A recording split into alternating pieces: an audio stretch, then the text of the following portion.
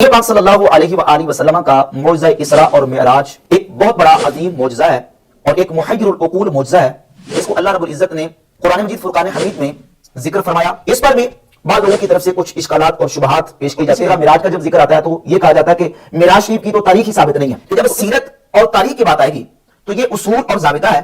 کہ سیرت اور تاریخ کا مسئلہ اہل سیر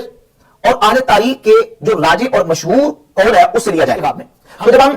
نبی علیہ السلام کی اسراء اور معراج کے حوالے سے ان اقوال کو دیکھتے ہیں تو ائمہ محدثین نے باقاعدہ جو نا وہ ترجیح دی ہے ان اقوال میں سے 27 رجب المرجب کے قول کو، ان میں سے چند حوالات میں آپ کے سامنے پیش کرتا ہوں۔ یہ کتاب ہے امام ابن الجوزی المتوفا 557 ہجری کی کتاب الوفا باحوال المصطفیٰ، اور یہ المواہب الدنیا سیرت کی کتاب ہے امام احمد قسطلانی جو کہ حافظ نور الدین حلبی ان کی کتاب ہے سیرت الحلبیہ کرتے ہیں، اور یہ چوتھا والا حافظ ابن کثیر کی البدایہ والنہایہ کی جلد نمبر 3، انہوں نے اسی قول کو اختیار کیا ہے کہ 27 رجب المرجب کو آپ صلی اللہ علیہ وآلہ وسلم کو اسراء اور معراج کے معجزہ سے مشرف فرمایا۔